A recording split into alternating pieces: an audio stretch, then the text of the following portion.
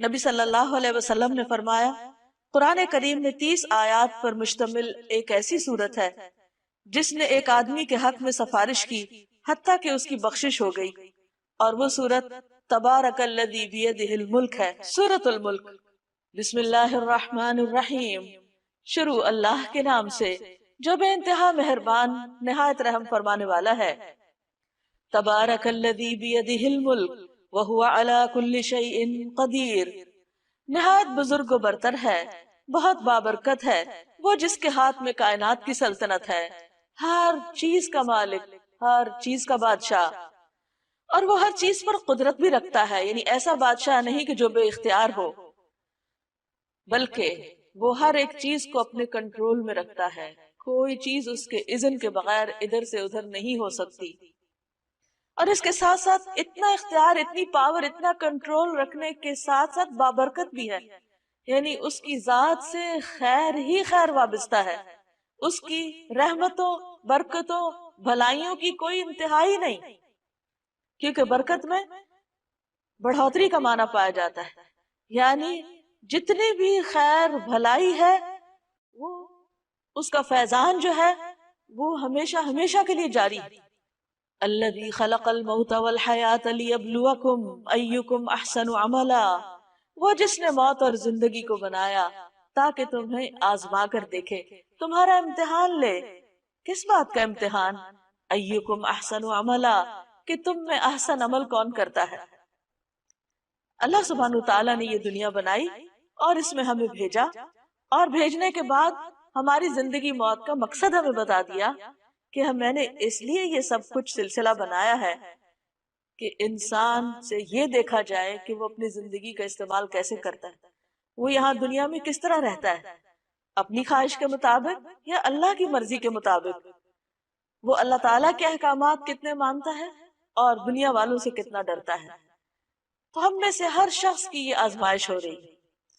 اللہ تعالیٰ نے اس کائنات میں ایک بہت ہی بہترین جگہ، پرفیکٹ جنت کی شکل میں بنائی، وہ اتنی خوبصورت ہے کہ جس کی کوئی مثال دنیا میں ہے ہی نہیں، کوئی اس کا تصور ہی نہیں کر سکتا۔ اس جنت میں بسانے کے لیے اللہ تعالیٰ اس دنیا سے انسانوں کا انتخاب کر رہا ہے، امتحان میں ڈالنے کے بعد، ٹیسٹ کرنے کے بعد، کھنگالنے کے بعد یہاں سے وہ بہترین انسانوں کو چنے گا اور وہاں بسائے گا۔ اس کے لیے کوئی کسی کے کام نہیں آئے گا، جیسے کسی دوسرے کی نیکیاں اس سے کوئی اور فائدہ نہیں اٹھائے گا، جو کرے گا وہی پائے گا، جو بوئے گا وہی کاٹے گا۔ اب یہ ہم پہ ڈیپینڈ کرتا ہے کہ ہم اس جنت میں جانے کے لیے کس قسم کے کام کرتے ہیں، کتنی محنت کرتے ہیں۔ نبی صلی اللہ علیہ وسلم نے ایک جگہ پر فرمایا کہ خبردار، اللہ کا سودا بڑا مہنگا ہے اور اللہ کا سودا جنت ہے، یعنی اگر تم اللہ سے تجارت کرنا چاہتے ہو اور اس کی جنت چاہتے ہو تو پھر اس کے لیے قربانیاں کرنی پڑے گی، وہ مفت میں نہیں ملے گی، اس کے لیے محنت کرنی ہوگی۔ اور وہ محنت کیا ہے؟ احسن عمل، بہترین کام۔ بہترین کام وہ نہیں ہوتے کہ انسان جن کو خود بہترین سمجھے، یعنی اس کی اپنی عقل کہے کہ یہ بہت اچھا یہ کر لیتے ہیں۔ مثلا اگر کسی کا دل کسی خاص کپڑا پہننے کو کر رہا ہے تو وہ کہے کہ یہ سب سے اچھا کام ہے کیونکہ میرا دل یہ چاہ رہا ہے کہ میں یہ پہنوں، تو ضروری نہیں کہ وہ اللہ تعالیٰ کو بھی پسند ہو۔ اسی طرح اگر کسی انسان کو کوئی ایسی چیز کھانے کو دل چاہ رہا ہے اور اس کی بہت زیادہ اس میں خواہش ہے تو ضروری نہیں کہ وہ اللہ سبحانہ تعالیٰ کو پسند بھی ہو سکتا ہے اللہ نے اس کو حرام کر رکھا ہو۔ اسی طرح اگر کسی کے دل میں کچھ باتیں ہیں اور وہ ان کو بولنا چاہتا ہے، کرنا چاہتا ہے، تو اس کو سوچنا پڑے گا کہ جو کچھ میں کہہ رہا ہوں یہ اللہ کو بھی پسند ہے یا نہیں۔ اسی طرح انسان اپنی مرضی سے کچھ سوچنا چاہتا ہے، کچھ اپنے دل دماغ میں اس کے خیالات ہیں اور وہ ان کو بہت انجوائے کرتا ہے، لیکن ضروری نہیں کہ وہ خیالات اللہ تعالیٰ کو بھی پسند ہوں۔ تو اس لیے اگر انسان احسن عمل کرنا چاہتا ہے تو اس کو دیکھنا پڑے گا کہ جس نے ہمارا انتخاب کرنا ہے، جس نے سلیکشن کرنی، اس کے نزدیک احسن کیا ہے، وہ کس چیز کو پسند کرتا ہے، اس کا کرائیٹیریا کیا ہے، اس کو کیسے میٹ کیا جائے، کس طرح اس کے مطابق ہم اپنی سوچ، اپنے خیالات رکھیں، اپنی گفتگو رکھیں اپنے عمل، اپنے معاملات، لوگوں کے ساتھ طرز عمل، یہ سب کچھ کس طرح ہو، اور اگر یہ اس کی پسند کے مطابق ہوا تو قابل قبول، اور اگر وہاں ریجیکٹ ہو گیا تو اس کا کوئی فائدہ نہیں۔ تو فرمایا اس نے موت اور زندگی کو بنایا تاکہ تمہارا امتحان لے۔ ہر شخص امتحان میں ہے، اللہ تعالیٰ اچھے یا برے ہر طرح کے حالات سے بھی انسان کو آزما رہا ہے کہ ان حالات میں انسان کرتا کیا ہے۔ مثلا انسان کے اوپر دو حالتوں میں سے ایک حالت ہوتی ہے، یا وہ بہت خوش ہوتا ہے یا وہ تکلیف میں ہوتا ہے، یا وہ بس بیچ میں ہی درمیان میں ہوتا ہے۔ اب آپ دیکھیے کہ اگر وہ خوش ہے تو اس سے دیکھا یہ جاتا ہے کہ خوشی میں یہ کرتا کیا ہے، اللہ کی رضا کے کام یا ناراضگی کے کام، اللہ کا شکر ادا کرتا ہے یا ناشکری کرتا ہے۔ اسی طرح اگر وہ تکلیف میں ہے تو پھر اس کو دیکھا جا رہا ہے، اس کا امتحان ہو رہا ہے کہ اب یہ کیا کرتا ہے، منہ سے کیا بات نکالتا ہے، لوگوں کے ساتھ کیا رویہ اختیار کرتا ہے، صبر کرتا ہے یا نہیں کرتا۔ اور اگر دو کے بیچ میں ہے، یعنی نہ بہت خوش ہے نہ بہت تکلیف میں ہے، تو اس وقت کو کس طرح استعمال کر رہا ہے، یعنی روٹین میں اپنی روزمرہ زندگی کے جو اس کو اللہ تعالیٰ نے نعمتیں دی ہیں، صحت، زندگی، مال و دولت، اولاد، وقت، جوانی، ان ساری چیزوں کو کس کام میں لگا رہا ہے؟ کیا اس کا ہم اور غم صرف دنیا ہے، یا وہ اپنے ان ساری انرجی سے اور ملنے والی ساری نعمتوں سے کوئی اچھے کام بھی کر رہا ہے جس میں خلق خدا کا بھلا ہو، یا اس کی اپنی آخرت کے لیے چیزیں فائدہ مند ہو، خواہ وہ اللہ تعالیٰ کی براہ راست عبادت کا کوئی کام ہو یا بندوں کی خدمت کا کوئی کام، کیونکہ یہ زندگی بیکار گزارنے کے لیے نہیں ملی۔ اس دنیا میں سب سے بڑا نقصان اگر کوئی کر سکتا ہے کسی چیز کا تو وہ خود انسان اپنا ہی کرتا ہے، جب اپنے آپ کا وقت ضائع کرتا ہے، خواہ وہ بیکار کچھ نہ کر کے یا فضول کام کر کے۔ اس لیے جنت الفردوس میں جانے والوں کی جو صفات قرآن مجید میں بیان ہوئی ہیں، ان میں سے ایک صفت یہ ہے کہ والذین هم عن اللغو معرضون، کہ وہ ایسے کاموں سے پرہیز کرتے ہیں جو لغو ہوتے ہیں، بیکار ہوتے ہیں، جن کا نہ دنیا میں فائدہ اور نہ آخرت میں فائدہ، ادھر ادھر کی فضول باتیں، ادھر ادھر کے لوگوں کے حالات میں تجسس، اور بعض اوقات وہ غلط رستے پر بھی انسان کو ڈال دیتے ہیں۔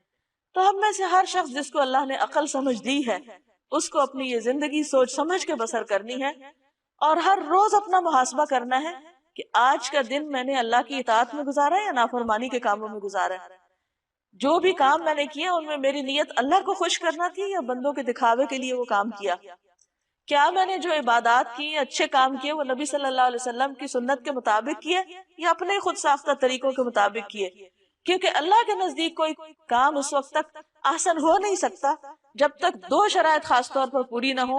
ایک یہ کہ نیت اللہ کے لیے، اللہ کو راضی کرنے کی نیت سے انسان کام کرے، چاہے دین کا کام ہو دنیا کا کام ہو، عبادت ہو یا بندوں کے ساتھ اچھا معاملہ ہو۔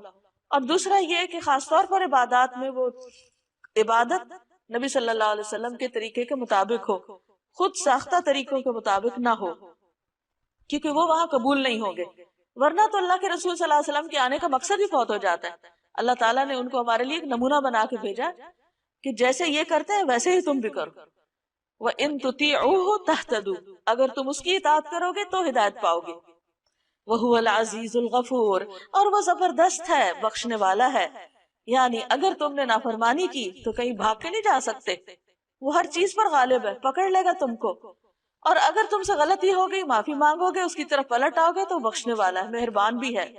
پھر اللہ سبحانہ وتعالیٰ کی کچھ صفات بیان کی جا رہی ہیں، کتنا زبردست حکمت والا ہے، علم والا ہے، قدرت والا ہے، طاقت والا ہے، کیا کیا اس نے بنایا ہے، کائنات کی نشانیوں سے اس کو پہچانو۔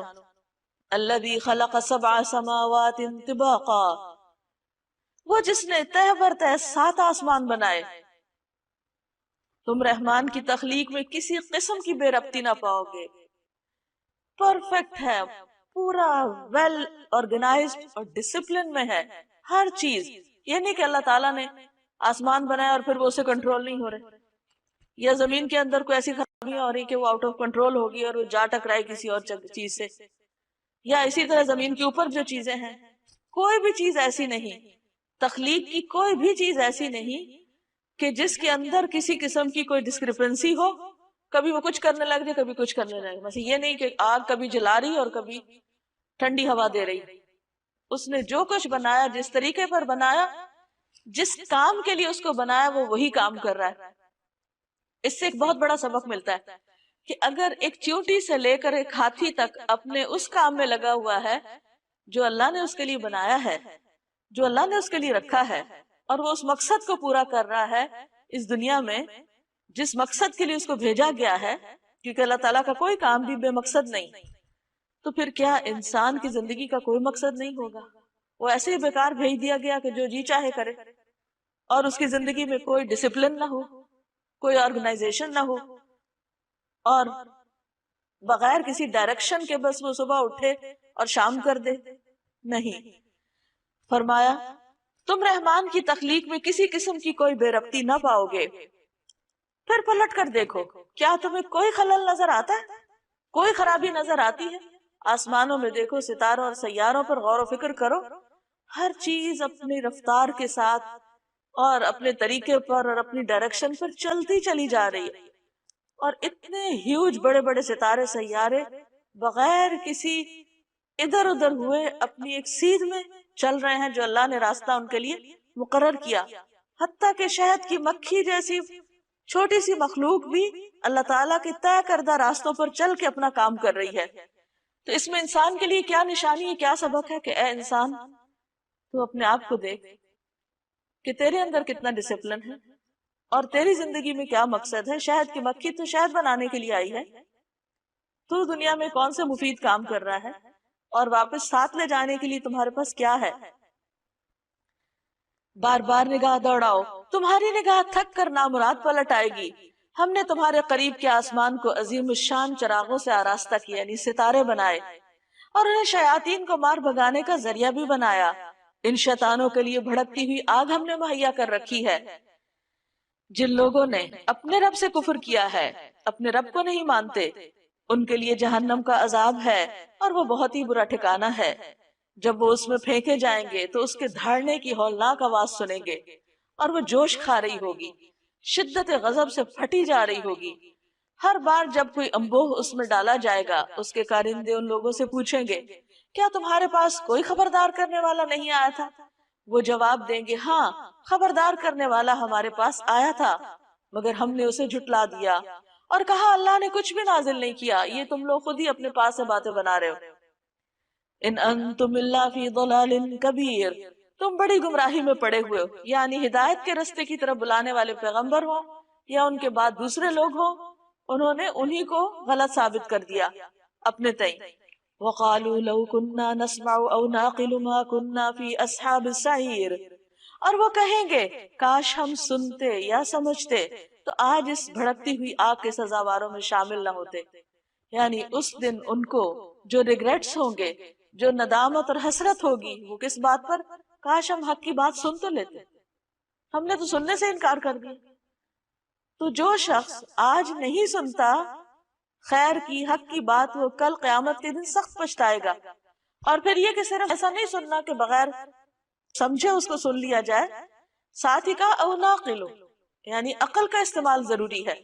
آنکھیں بند کر کے انسان کسی کے پیچھے نہ چلے، اس طرح وہ اپنے قصور کا خود اعتراف کر لیں گے. لعنت ہے ان دوزخیوں پر. ان الذین یخشون ربهم بالغیب لهم مغفرۃ واجر کبیر، جو لوگ بن دیکھے اپنے رب سے ڈرتے ہیں، یقیناً ان کے لیے مغفرت ہے اور بڑا اجر ہے. تم خواہ چپکے سے بات کرو یا اونچی آواز سے، اللہ کے لیے یکساں ہے، وہ تو دلوں کا حال تک جانتا ہے. کیا وہی نہ جانے گا جس نے پیدا کیا، حالانکہ وہ باریک بین اور باخبر ہے.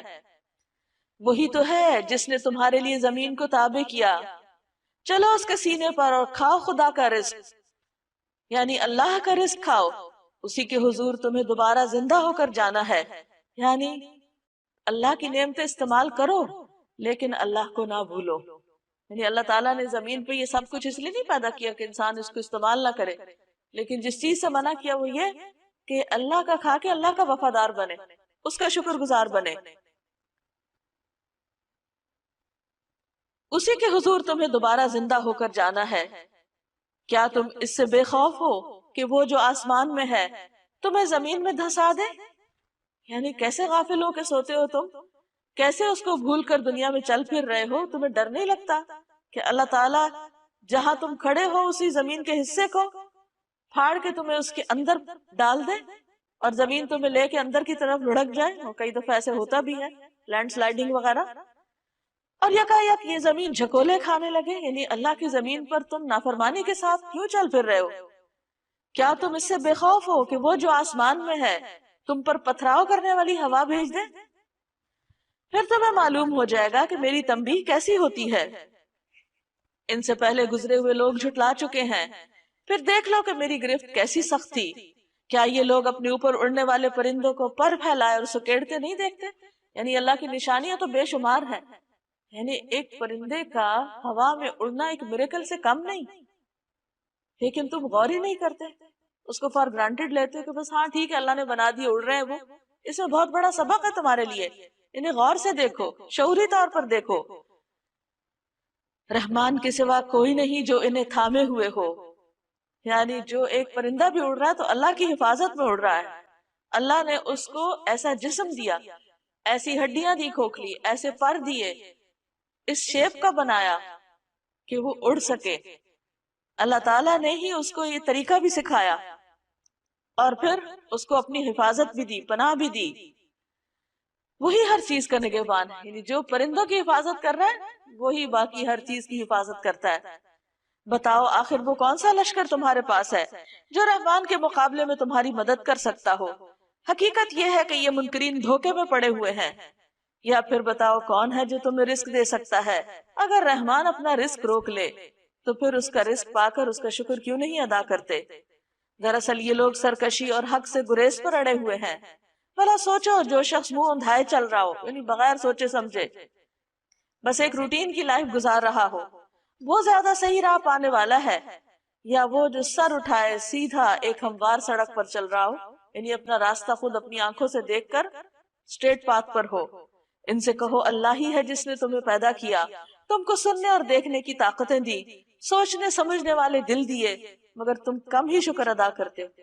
یعنی اللہ نے تمہیں جانوروں کی طرح پیدا نہیں کیا، عقل سمجھ دے کے کیا، لیکن تم کیا صرف جانوروں کی سطح پر زندگی بسر کرو گے کہ جس طرح وہ صرف اپنی خواہشات کی بنا پہ جیتے، کھاتے ہیں، پیتے ہیں، چلتے پھرتے ہیں اور بچے پیدا کرتے اور بات ختم؟ تم بھی ایسی زندگی بسر کرو گے؟ نہیں، اللہ نے تمہیں اپنی عبادت کے لیے پیدا کیا ہے۔ وہ تو اپنی ان بیسک نیڈز کے ساتھ ساتھ اللہ کا ذکر بھی کرتے رہتے ہیں، تو انسان کیا تو اسی غفلت میں پڑا رہے گا؟ ان سے کہو اللہ ہی ہے جس نے تمہیں زمین میں پھیلایا ہے اور اسی کی طرف سمیٹے جاؤ گے۔